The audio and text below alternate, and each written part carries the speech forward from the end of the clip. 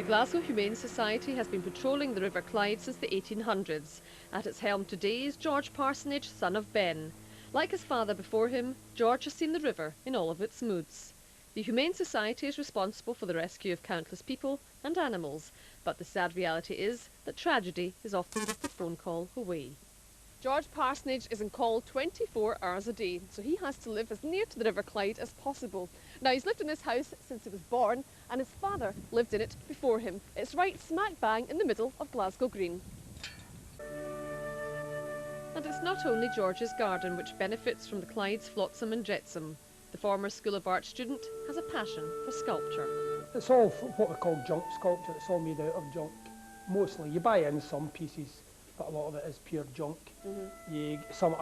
Everything has every sculpture is a piece that comes out the river. There's old washers and pieces of old railings and that. So I go around the river and I collect any junk there is. Today Glasgow has provided us with unusually pleasant weather, and George has invited me down to the riverside. It's there, in a converted boatyard, that he creates his sculptures. And so on the river, art and life intermingle. It's just going to go under. It's going to hit us, Dad. No, it's not. Are you sure? No! Oh, it just goes under. Oh, good grief.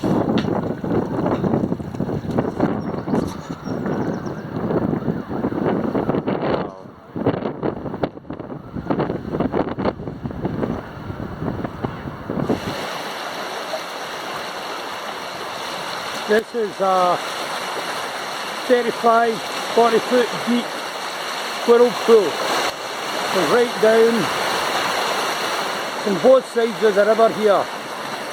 The piece of wood you see at the end of the pontoon is about a 20 foot tree, 30 foot tree that's stuck below the engine and the pontoon just now. Just the current hurls them in round the bend. Sometimes the end of this pontoon is right down in the water and the water comes right over it. It's quite unbelievable, the power of water, the amount of water that's coming down this river just now. I've done everything I can this morning, putting extra ropes and the boats and stuff to keep boats in readiness, but fortunately, nobody would go out in the water on a day like this. So I hope nobody else is silly enough anywhere else to go out, have to get emergency services out to help them. This is the kind of day you just stay well away.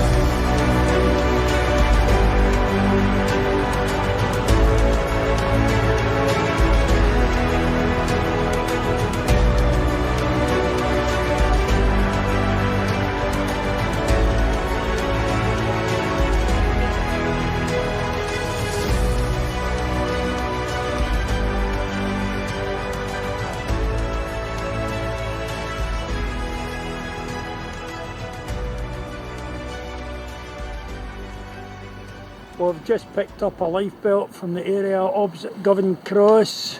Very, very shallow here because we're in old shipyard slipways. So William is pushing us out using the hook. We've only got a metre and a half of water here. So William is pushing us out into deep water so that we hopefully don't catch the propeller and anything. We're just a few metres downstream of the River Kelvin. Here we have the Kelvin Harbour, the Transport Museum and the sailing ship. And here we are, William and I have just returned from, we've been away downstream collecting life belts, removing other items and checking out some safety features, collecting tide tables for the Port Authority, and now William is filling up the petrol can. You've got to keep the petrol can filled all the time, because if you do get called out to anything, you haven't the time to go and fill up your can. So every time you use some petrol, you refill it up.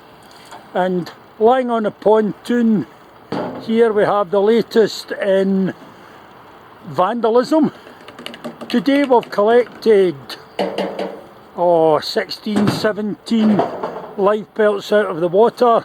Most of them William threw them up onto the quay wall, and nice kind members of the public returned them to their stances. But here we have, as I say, the latest in vandalism.